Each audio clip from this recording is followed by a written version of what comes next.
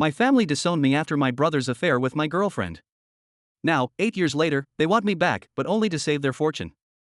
My family has invited me, my wife, 27 female, and my daughter, 1 female, for Christmas after we were disowned 8 years ago. After my friends gave me different opinions, one of them suggested that I submit my problem here to receive feedback from strangers on the internet. I am a 25-year-old man who is the youngest of 4 children. My mom is 52 and my dad is 54. My siblings are my twin brother Casey, 25, male. Sarah, 28, female, and Michael, 31, male. For background, I was the family's black sheep growing up and I was aware of that from an early age. You see, there are a lot of athletes in my family. My mom played volleyball. Michael played soccer. Sarah played softball. Casey was the team's outstanding running back, and my dad was a standout basketball player at a D2 school. My parents were always interested in my siblings and hardly ever came to my events, so I had to practically beg them to come to my tournaments. I was never really interested in any of those physical sports, but I was interested in archery, which my family referred to as a wimpy sport. I competed in over 20 tournaments between the ages of 14 and 16, but my parents only attended one. Although they never abandoned me, they never showed me the same level of emotional support that they did for my brothers. I was angry about that as a teenager. Every time I attempted to discuss this with them, they would accuse me of being attention-seeking. But this isn't the reason my family disowned me. I started dating Amy, 25, female, who was in my grade at the time, when I was 15. I introduced her to my parents and siblings after we had been dating for approximately 6 or 7 months, and they all thought she was great. Even though I was young, I could imagine us working together in the future. After nearly 2 years, I was informed by one of Amy's former friends that she had been unfaithful to me for a few months. I didn't know who the man was at the time, but she told me it was my twin brother when I confronted her. She essentially informed me that although she loved me at first, her love for my brother was greater. When I confronted Casey at home later that day, I was so furious that I gave him a sucker punch and knocked him unconscious. I acknowledged that I shouldn't have acted violently, but my animosity toward him and my family simply exploded. I was transferred to live with my 48-year-old paternal aunt, who was now distant from the family and resided in a different city about 2 hours away. In exchange for my family not pursuing charges against me, I could have been prosecuted as an adult in court. Since then, I haven't communicated with them. It was difficult at first, but I eventually got over my desire for a relationship with them with the help of my aunt and her 48-year-old husband. After attending a university in my aunt's city and transferring to a different high school, I earned my degree as an electrical engineer. After a while, I met my wife and we were married. I considered inviting them to my wedding, but I decided against it because I didn't want any controversy. After that, my wife and I purchased a home an hour's drive from my aunt, and a year later, we were blessed with a daughter. Then, roughly a week ago, my parents messaged me on Facebook to invite me to spend Christmas at their place so we could catch up. I informed them that while I could have other plans, I would think about it and provide them with a definitive response shortly. Later, I received strange friend requests from Sarah and Michael. Because she is 2 months pregnant and does not want to deal with any additional stress, my wife has informed me that if I travel, she and my daughter will spend Christmas at my father-in-law's place. I concur with her. I would like to know if it would be wise for me to go and try to make amends with my family. Having a hard time deciding what to do. On the one hand, they might want to apologize because they feel horrible about what they did to me. However, I could be forced to apologize to Casey if I go there, which is something I don't want to do. Any guidance would be beneficial. Viewpoint. To start with, except for your aunt, your entire family seems like a bunch of jerks. The only cool person here is her. If I were you, I would inform them that I am spending Christmas with my wife, daughter, and father-in-law, thus I am unable to go. I would inquire as to whether choosing a different time is truly vital to them. That is, if you want to make amends with them or if you're interested in finding out what they want. There are many various circumstances in life that can help you alter your opinion, but I must admit that it seems a little strange that your brother and sister decided to add you as a friend after 8 years of no communication, following your parents' Facebook message. For this reason, if you're interested in meeting them, I wouldn't do it at your house or at theirs on Christmas. Meet in a park or someplace like, and then see where things go. Tell them to stop contacting you and that you're just not accessible if you're not interested in making amends. Proceed with your life after blocking them on social media. What are your thoughts on the matter as a whole? If you were in OP's position, how would you respond? Tell me in the space provided for comments. Remarks from the community. As a parent, I can't imagine not being able to communicate with one of my children for 8 years after my other child done something so horrible to him, as stated in Minute Box 3852. He struck him then. I simply cannot imagine that. If my son ever did something like hit his brother, I would completely understand. We're all still only human, even if I'm not supposed to say it. It's up to you if you can get over the fact that they turned their backs on you for 8 years and left you for your aunts. I'm not sure if I could myself. I doubt anyone would blame you if you're unable to see them again and choose not to. They are unaware of the whole tale if they do. They are also not worth your attention if they are aware of the whole story. Surprise Pants exclaims, "My man, there are no good answers here. I would spend Christmas with your current immediate family if they value it. You might pick a less stressful time and calmly express it that way if you want to spend time with an alienated family. I can understand if your family is a bunch of jerks, but it doesn't sound like anything serious happened that you couldn't all handle. Reconnecting might be worthwhile. At least you can try, even though my pessimistic side says it won't work out.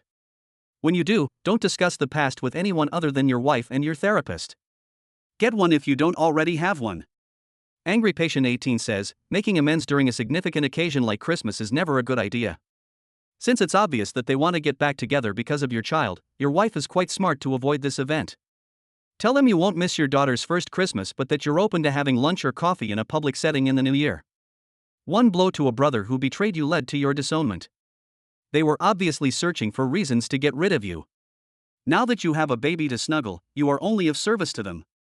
Take great care as you tread. They won't be able to see the infant for at least 6 months, even if you don't make amends."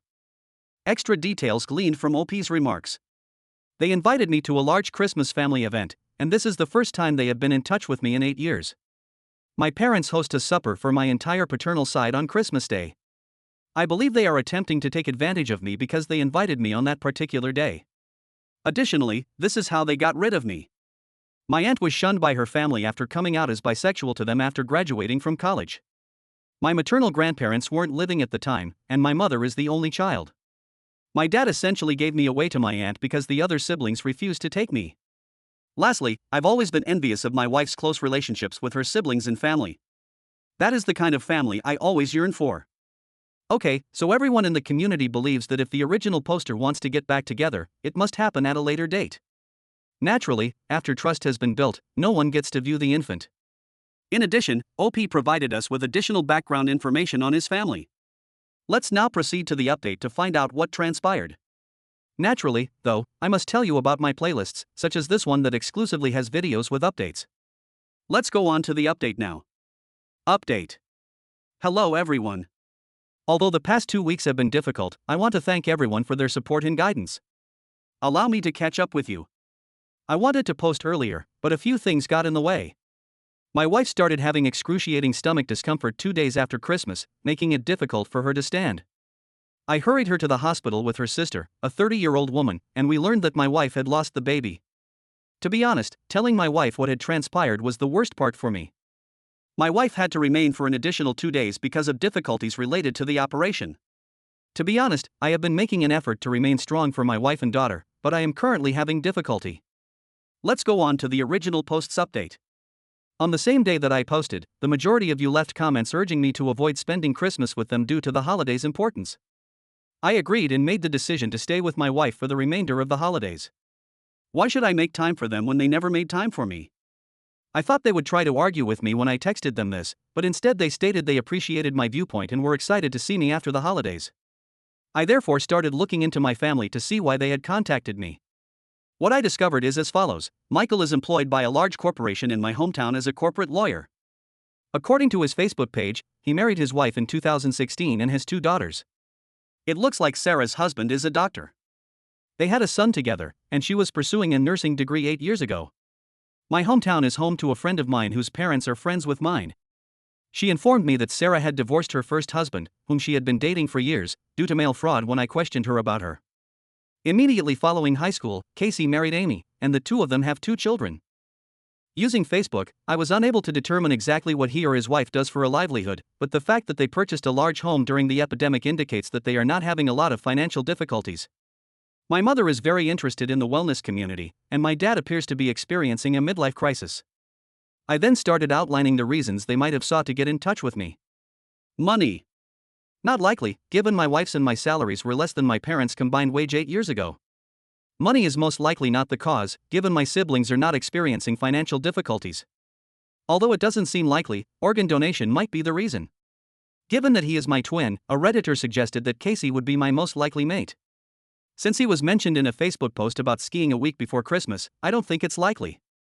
They might be trying to get in touch with me to get a relationship with my kid, but I'm not really sure. I'm not sure why my parents would want to meet my daughter, as she is not their first granddaughter. They probably discovered my daughter's existence because my wife's Facebook page was open to the public. Since then, she has made her account private. Then I called my aunt, the estranged person who took me in, and told her what had happened. She told me why after all this time, they were contacting me. You must comprehend the reasons for my aunt's estrangement in order to comprehend this circumstance. 4 children were born to my 76-year-old grandma and 79-year-old paternal grandfather.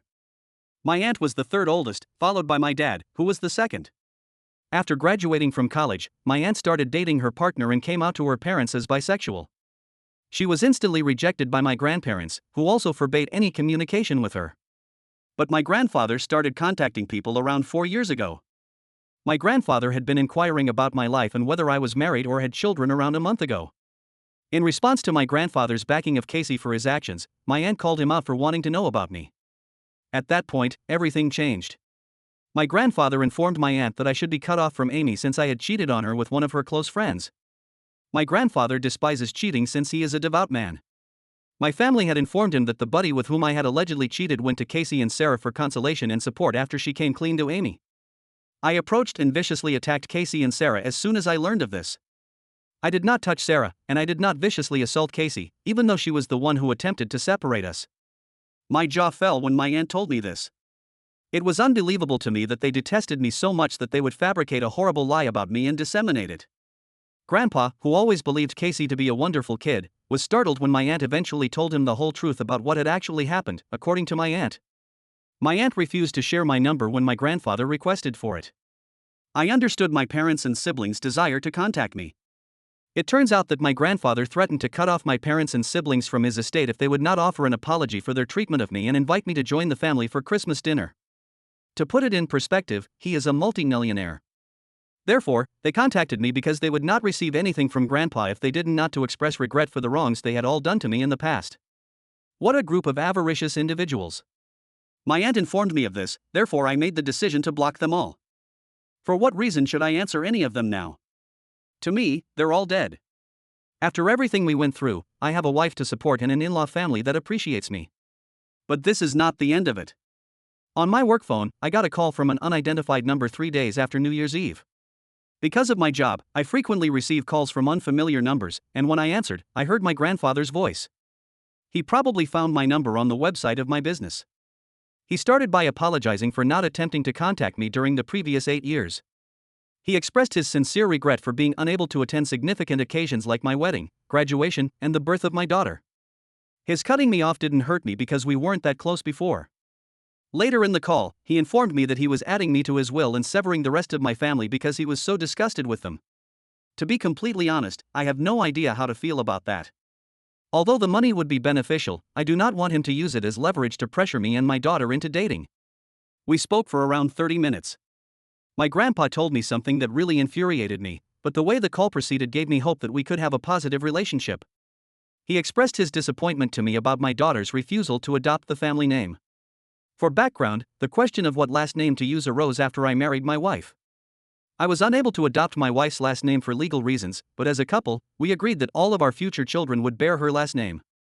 I started berating my grandfather at this time, calling him a senior-old guy and a lot of other derogatory terms. I instructed him to never get in touch with me again. This man has the gall to imply that after everything I've been through, I won't allow him to use the money I get to manipulate me. I'll give the money to a local charity even if I get it. This is unlikely though, because he is a man of broken promises. I don't care how he perceives me anyway. Money is not the reason I want to be in a relationship with him. He had been trying to get in touch with me and hear my side of the story for 8 years. He claims to be disappointed in me when he does manage to contact me. My wife's and my careers are doing well right now, so maybe we'll be able to pay for our kids' tuition. I will only email him when I'm emotionally prepared. I've had a pretty difficult few weeks, and I'm hoping to get through them. Both my wife and my in-laws have made their Facebook accounts private. I don't understand what they do to try to get in touch with me. Hell, they would undoubtedly try to locate me by hiring a private investigator. I think they are unaware of my residence, but you never know. I've considered obtaining a restraining order, but it will be challenging because there are attorneys in the family. I've stopped using Reddit for the time being. I appreciate all of your advice, and I hope this new year brings you all the best. Will it be? I want to start by sincerely apologizing for the ordeal you and your spouse, in fact, your entire family from that side, went through. Yes, like you say, screw your grandfather and the rest of your family and go on. Cool if he does leave you something. It's also cool if he doesn't. It's not that important, is it? I'm going to end this by wishing you and your wife the greatest possible future. Thank you for sharing, OP, and be careful. After all of that, I do need a post that lifts my spirits, so if you agree, stay with me and let's get started. This post, written by an ex-Wall Street person, comes from the subreddit Malicious Compliance. Legally, I cost Bank of America almost $8,000. For some background, I have over 30 years of experience in the mortgage industry. I am quite familiar with it. Bank of America has never appealed to me, particularly their servicing section. This incident occurred a few years ago. I recently learned about this group. To my annoyance, the mortgage broker I used to restructure my mortgage offered Bank of America the servicing rights. Usually, the organization you pay to service your loan is not the same as the one that owns it. I felt irritated. Since most people at the time assumed that loans would remain on the books for at least 3 years, I calculated that Bank of America spent about $5,000 to service my loan. Additionally, mortgage servicers receive 0.25% of your outstanding loan balance annually, which can be adjusted to 0.375%. It is derived from your bank interest payments. Bank of America revealed that they will be collecting a $5 fee for the convenience of online mortgage payments around 2 months after the servicing move. Unjustified money grab indeed. I consider myself fortunate to be able to contribute a bit more each month to my home payment. I therefore drew out $400 in quarters from my local bank the following month in addition to my home payment. I then proceeded to my neighborhood Bank of America location and gave them my quartered mortgage payment along with other repayment documents. I requested a payment receipt. In order to lower the current debt and, consequently, Bank of America's costs, I overpaid my mortgage. You can write a check, you don't have to pay in coins, the kind branch manager remarked. The branch manager actually chuckled when I answered, I could, but I would charge a $9.50 convenience fee for the stamp on my check and the ink used. They counted the money and gave me my receipt. The charges persisted the next month, so I visited another nearby Bank of America location that had received negative Yelp reviews because of an unfriendly bank manager. I followed suit. Write a check, the branch manager instructed. We do not accept quarters. Should I call the Consumer Financial Protection Board, the Office of the Comptroller of the Currency, the top bank regulator in the United States, and the banking commissioner of the local state and inform them that you would not accept legal tender? I requested a conversation with the district manager. A stench was coming from me. He reluctantly had the employees count the quarters after roughly 20 minutes, and I was given a receipt. I informed the management that the next time, I would bring dimes. I brought dimes the following month. He took them, but he kept glaring at me. Bank of America canceled the convenience fee after the payment was made.